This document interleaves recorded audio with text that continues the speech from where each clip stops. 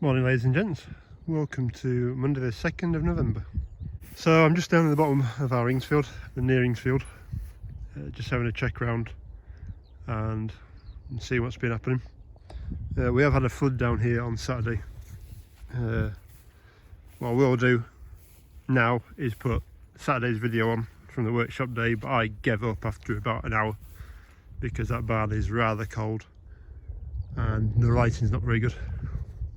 So yeah, here's Saturday. Morning guys, welcome to the 31st of October and it's blowing a gale. I've actually stood next to a truck because it's definitely windy and it's just started raining as well. So first job this morning, it is late already, it's like 11 o'clock. I haven't got going. But first job is to put that wheel back on this baler. I've just picked it up this morning, new inner tube in it, and just need to wang it on. Jack's under there. I've got my bolts. Now what I've realised is, in fact that one's broken, but these are like car bolts, but they've actually got a spacer, a ring on it to seat the bolts in properly. So I've got a couple of them we're missing off it.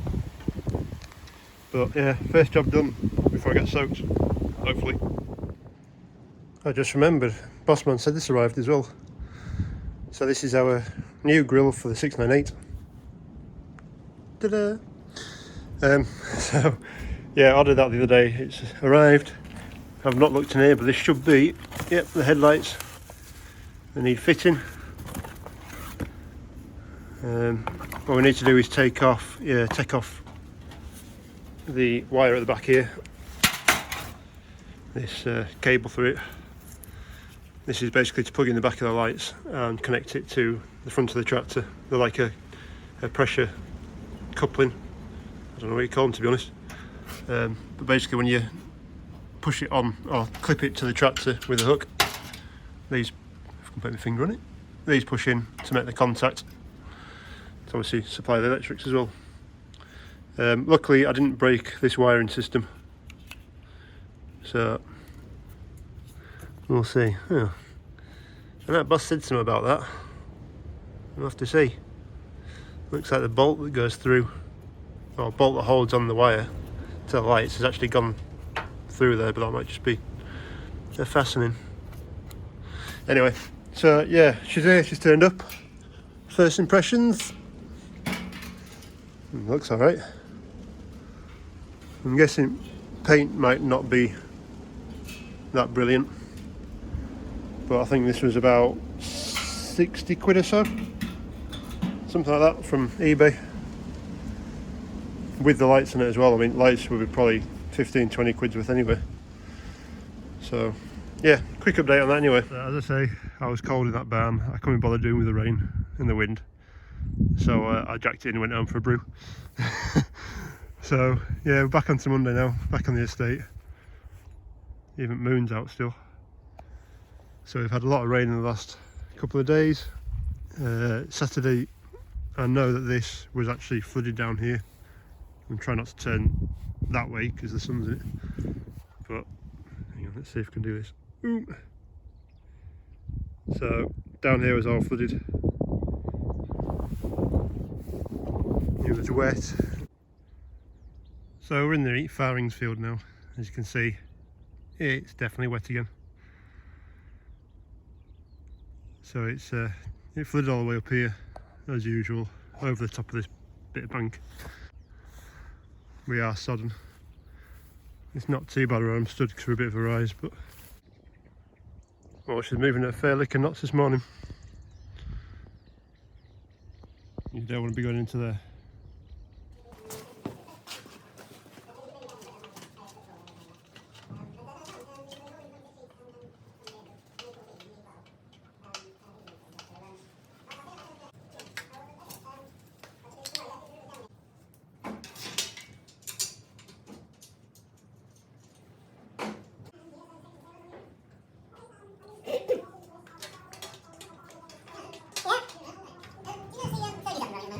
Full beam works. Dipped us with that. Right, hopefully this is not too windy. It's blowing a fair gale now. So, removed the post, which was an old telegraph pole. This was back from the days when the sheep were in here. If anybody uses these, if anybody uses telegraph poles, you'll know that they've got a habit of rotting from the inside out. So there was a hinge pin just located in there, and the horses have nibbled the top off it, and basically it's pulling out. Now, because this is the hill field and we're turning them out, apparently we're going to start turning them out Wednesday. It's been confirmed by the boss. I want to get this sorted now before I have to do it in the middle of winter when we're having a flood. But it actually shows you the structure of this soil around here as well. At the moment I'm dry, I'll get on to that in a minute. But if you can just see about there, the ground changes. So it's quite a nice loamy, clayey, a bit of sandy soil on top. And then you get further down, it goes into like a sand like this, a real sandy mix. And then you get to the bottom and you start getting a heavy clay again, which is almost like a blue clay. The river's only over there and it is starting to flood. So Bright Spark me decided we'd dig a hole down here within, I don't know, 20 metres of that ditch, which is now being flooded out. So I've got a little bit of a race on to get that post, that's an 8x8 post, in that hole.